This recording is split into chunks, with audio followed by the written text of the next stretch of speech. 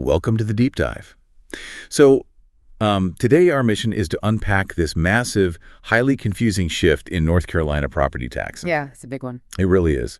And we're pulling our insights today from a really comprehensive 2026 buyer and seller guide, which was written by veteran triad real estate broker Teresa Overcash. And the goal for this deep dive is to distill exactly how Senate Bill 889 just completely blew up a county budget. We're going to have a laser focus on breaking down Guilford County's new 78.95-cent tax rate and what that actually means for your wallet. Which is what everyone actually cares about, right? Exactly. Yeah. Because usually when we think about the government stepping in to quote-unquote freeze our taxes, there's this expectation of relief, like it's supposed to be a shield. Yeah. Yeah.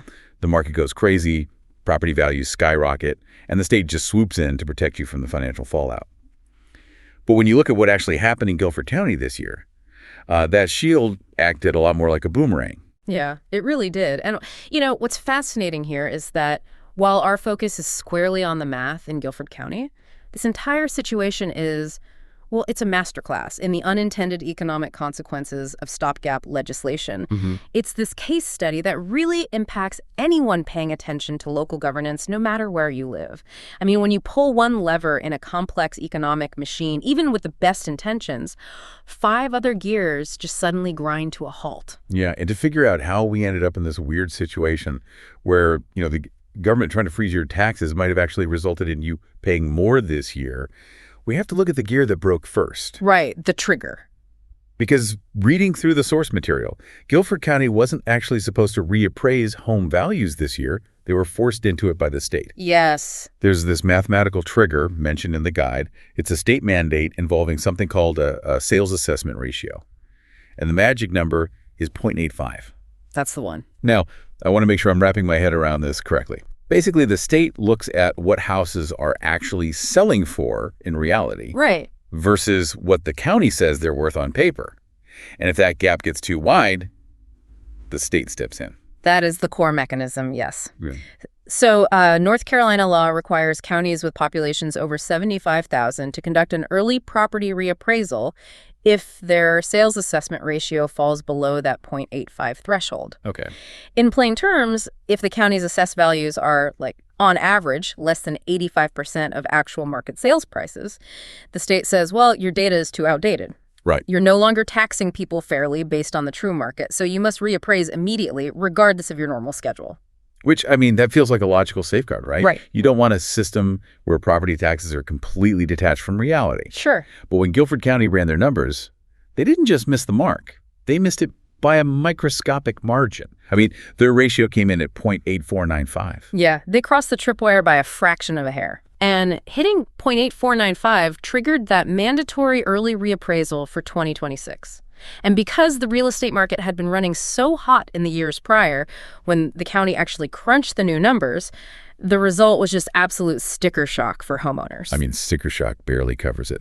According to the guide, the median residential home value in the county was set to skyrocket from $171,600 to roughly $283,700. Yeah. We're talking about a 65% increase in a homeowner's assessed value basically overnight. That's massive. The analogy I kept thinking of while reading this was stepping on a scale at the doctor's office. It's not just stepping on the scale and being shocked that you gained 65 pounds. Right. It's stepping on the scale, realizing you gained 65 pounds, and then the doctor tells you that your mandatory health insurance premiums are now legally tied to that new weight. Oh, that's brutal. You just look at the number and completely panic. And that panic, it immediately cascaded up to the state legislature. Because, property taxes are the primary engine for local government funding. Right. When values jump 65% in a single cycle, taxpayers naturally, though incorrectly, assume their actual tax bill is going to jump by 65%. Exactly. And that creates a massive political emergency. So you had politicians on both sides of the aisle sounding the alarm. Representative John Blust, a Republican from Guilford, he argued on the House floor that people living paycheck to paycheck or seniors on fixed incomes were going to literally lose their homes if these new values became active. So the legislature drafts Senate Bill 889. And the stated goal of this bill was to essentially hit the pause button. Yeah, just freeze it. The legislation froze those new massive 2026 values and forced Guilford County to revert to the older, much lower 2022 values for the upcoming tax bill. But wait, I'm genuinely confused here. Okay. If the state steps in with a freeze and my home value legally stays at the much lower 2022 level, my tax bill should logically stay exactly the same. How does freezing a number at the state level blow an $83 million hole in a local county budget? Well, that is the multi-million-dollar question.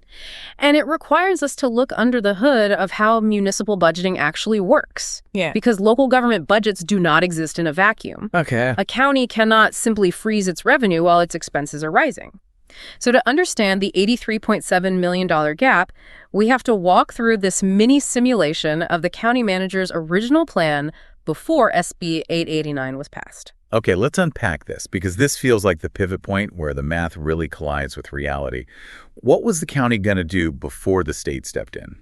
So before the freeze, when the county was looking at those massive new 2026 property values, the county manager actually recommended a massive tax rate cut. Wait, a cut? Yes, Yeah. because the total value of all the property in the county had gone up so drastically, the county could afford to lower the tax rate and still collect the same amount of money needed to run the government. Oh, wow. The manager proposed dropping the tax rate down to 61.90 cents per $100 of assessed value. So they were going to drop the rate by over 11 cents. Because, I mean, if the pie gets that much bigger, you can take a much smaller slice and still feed everyone. Precisely. And in local government finance, that is called establishing the revenue neutral rate. Revenue neutral, right? It's the mathematical formula that says if we only want to collect the exact same amount of money this year as we did last year, using the new property values, what should the tax rate be? When the values shot up 65%, the revenue neutral rate plummeted. But here is the problem. County expenses are not revenue neutral. Yeah, obviously. Things cost significantly more to operate in 2026 than they did in 2022. Right, you still have to pay teachers, fund the sheriff's department, run the ambulances. I mean, inflation hits the county just like it hits your grocery bill. Exactly. So the county commissioners were building a budget that accounted for those increased costs, assuming they could apply a slightly adjusted tax rate to those new sky-high 2026 property values. But then SB 889 becomes law. Suddenly, those new values are stripped away. The county is forced by the state to revert to the lower 2022 values. They had already built a budget based on the reality of 2026 costs. Yep. It's like your boss sitting you down in January and promising you a massive promotion and a bonus. Right. So based on that guaranteed income, you go out and book a huge, expensive family vacation. The flights are booked, the hotels are locked in, then the state steps in and passes a law that cancels your bonus. Oh, man. You still have all those bills due for the vacation. You can't just cancel the trip without massive penalties. So what do? You have to fund it somehow, so you end up putting the whole thing on a higher interest credit card. You're still paying for the vacation, you're just paying for it in a much more painful, inefficient way. That analogy perfectly mirrors the crisis the Guilford County commissioners faced. Because when they recalculated the revenue neutral rate against those old, lower 2022 values, it shifted all the way down to 58.54 cents. When they looked at the cost to actually run the county services versus the revenue they would generate from those frozen values, they were suddenly staring at an $83.7 million shortfall. That's a massive hole. The money simply was not there. And reading the debate transcripts from the source material, this was wildly controversial. You had Representative Tracy Clark, a Democrat from Guilford, actively warning that this bill was incredibly short-sighted. Yes, she was very vocal. She argued that while it looked like it was easing short-term pain for taxpayers, it was going to cause catastrophic trickle-down effects to vital county services. Because the commissioners really only had two choices. Option A, they could slash the budget to make up the $83.7 million. Right. That means cutting funding to public schools, delaying emergency service upgrades, or laying off county staff. Yikes. Or option B, they could raise the tax rate on the old 2022 values to generate the cash they needed to fund the $889.2 million budget they had already developed. And, I mean, local politicians are rarely going to choose to gut the school system or public safety. Exactly. So, faced with that impossible choice, the commissioners voted 7-2 to adopt the budget and raise the rate. Because they chose not to cut that $83.7 million, they had to establish a brand new tax rate against the old values. And that leads us directly to the focal point of this entire situation, the new 78.95 cent tax rate. Right. Let's break down the actual mechanics of that 78.95 cent rate, because this is where the listener really feels the impact. The previous tax rate in Guilford County was 73.05 cents per $100 of assessed valuation. Okay. The new rate of 78.95 cents represents a 5.9 cent increase. I want to walk through the real-world math on this slowly, just so it makes intuitive sense. Sure.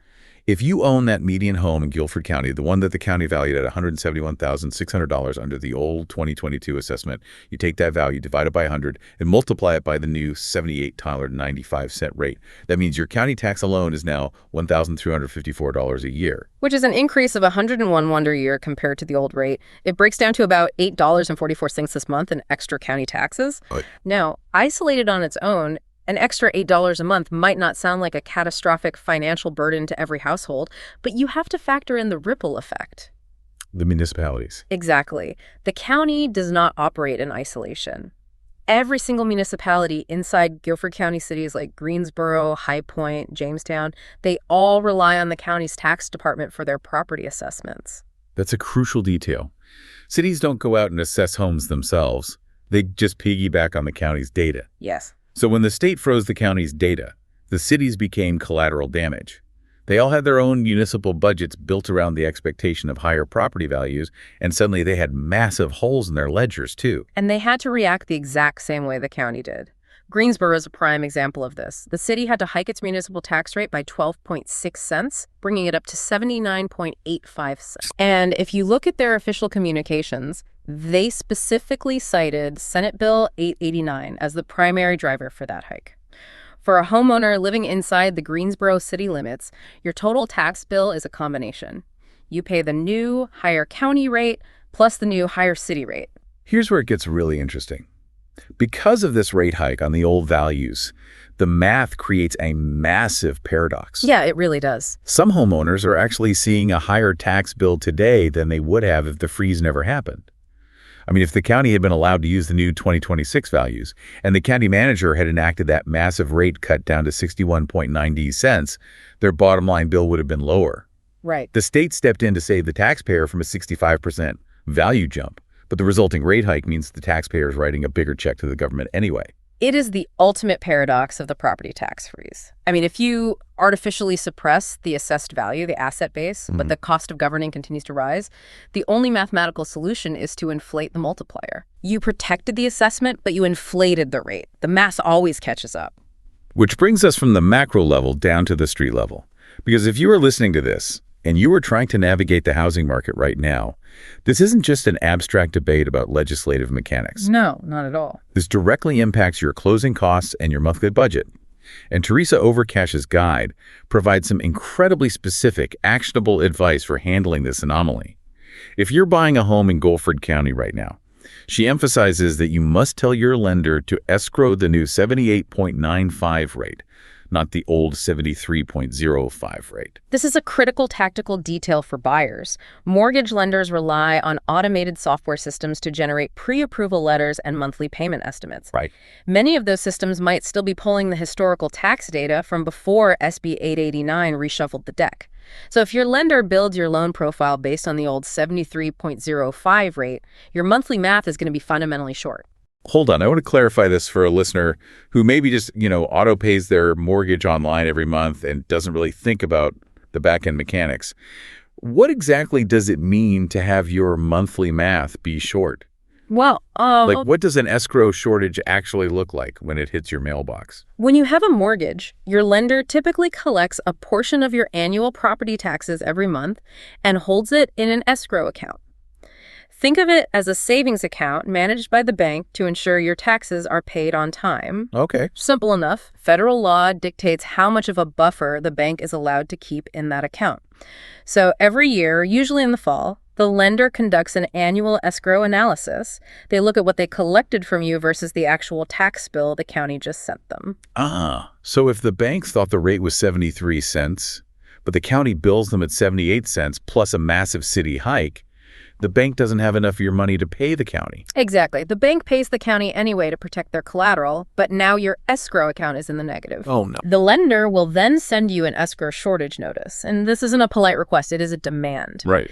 They will require you to either write a lump sum check immediately to cover the shortfall, or they will dramatically increase your monthly mortgage payment for the next 12 months to recover the deficit and rebuild that legally required buffer. That sounds awful. It can completely blindside a new homeowner. You have to ensure that FY 2027 escrow line is accurate before you sign the closing disclosures. So that's buyers. What about people on the other side of the transaction? Like, what if you were selling a house right now? Well, for sellers, the state-mandated freeze is actually a temporary strategic advantage. Really? How so? Because the 2026 values are legally frozen, a buyer looking at your house today will inherit a tax bill based on the older, lower 2022 assessed value. It completely removes the buyer's sticker shock at the closing table. Oh, that makes sense. You can market the home with a genuine narrative about current tax affordability, which helps keep deals moving. But, and this is a massive warning light flashing in the source material, both buyers and sellers need to be looking incredibly closely at the frozen 2026 reappraisal notice. Because even though those massive 65% value increases are frozen for the current tax bill, they haven't been erased. No, not at all. They're just sitting in the background. They are lying dormant. And this is why it is absolutely vital to file an appeal on your 2026 value right now if you believe it is factually incorrect. Wait, really? Yes, it is human nature to look at a 65% increase, realize the state froze it, and think, oh, I don't need to worry about this. I'll just fight the county later when it actually matters. Oh. That is a dangerous assumption. You cannot deal with it later. Why not? I mean, the bill isn't based on that number right now, so why go through the headache of appealing a frozen number? Because the appeal window is rigidly defined, and it is happening right now. That 2026 value, whether it is frozen today or not, will eventually become the basis for your future tax bills. And in North Carolina, these assessments lock in for years. Unless you pull permits for major renovations, that baseline value locks in all the way until the next full countywide reappraisal, which isn't scheduled until 2032. Jeez. So if the county assessed your home $50,000 too high in 2026, and you fail to appeal it because it was temporarily frozen. Yeah, $50,000 error is going to compound against your wallet across 6 years of future tax bills. Yeah. If we connect this to the bigger picture, wait, actually, I'll let you take this one, because this speaks directly to how these legislative maneuvers just totally warp the market. Sure. If we connect this to the bigger picture, it perfectly illustrates how temporary legislative fixes force immediate tactical shifts in the housing market. Right. It forces real estate professionals, buyers, and sellers to underwrite two completely different tax realities simultaneously. You have to negotiate the purchase based on the frozen, lower value reality of today, while aggressively financially preparing for the unfrozen, higher value reality of tomorrow. It's like trying to play chess on two different boards at the exact same time. You've got the 2026 board where your home values are artificially frozen, but the county jacked up your tax rate to compensate. And then you have the 2027 board where your value is going to jump 65%. It just makes the transaction vastly more complicated. It really does. A good agent right now isn't just show you the upgraded kitchen. I mean, they are acting as an amateur actuary running multi-year property tax projections on the parcel. And that level of diligence is required because the mechanics of local taxation are rarely as simple as a headline suggests. But, when you take the time to understand the sequence of events, from that 0.85 sales ratio trigger to the panic that led to SB 889, right, to the resulting $83.7 million budget shortfall, and finally to the 78.95 rate hike, it gives you a much clearer, highly practical picture of how government actually operates. So we've survived the math of the 2026 budget shift. We understand why the rate had to go up to 78.95 cents to cover the gap created by reverting to those 2022 values. We know how to protect our escrow accounts. Yep. But the most pressing question isn't about today. It's about what happens when the freeze finally thaws. Because the primary sponsor of Senate Bill 889, Senator Steve Jarvis, he explicitly stated that this bill was just a, quote, stopgap. It was designed as a temporary measure. On July 1st, 2027, those massive 2026 values, the ones that jumped 65%, they will legally unfreeze. That is the looming cliff the county is racing toward. When those massive values become active in 2027, the county commissioners will have to sit down and set a brand new tax rate all over again. Yeah. The open question is, will they slash the rate down to the mid 50-cent range to protect homeowners from the surge in value? Or will they try to keep the rate elevated to expand the county budget? And if they keep the rate anywhere near this new 78.95 cent mark, while simultaneously applying it to property value that just jumped 65%, I mean, that is a catastrophic double whammy for the taxpayer. It absolutely is. But reading through this, it made me think about a totally different consequence that really no one is talking about. What if you don't own a house? What if you rent? Oh, that is a phenomenal point. Because if landlords know this massive 2027 cliff is coming, they aren't just going to absorb a massive tax hike out of the goodness of their hearts. Definitely not. They're going to start baking those projected 2027 tax costs into lease renewals right now in 2026. Yes, absolutely. And for homeowners, if everyone is terrified of what their tax bill will look like in 2027, does that artificially lock down the housing inventory? Do people just refuse to sell because they don't want to buy into a market with such volatile tax uncertainty? It creates a psychological freeze on top of the legislative freeze. It forces everyone into a holding pattern. It is a massive, complex question to ponder as we watch this play out. So what stands out to you? Are you logging into your mortgage portal right now to double-check your escrow math? You probably should be. Seriously. Yeah. Are you digging through your files to find that 2026 reappraisal notice to see if you need to file an appeal before the window slams shut? Remember that scale at the doctor's office we talked about earlier? The state might have taped over the digital display for 1 year to save you from the panic, but the weight hasn't changed. Eventually, you're going to have to peel the tape off and look at the number. Keep asking hard questions, make sure your math is tight, and stay curious.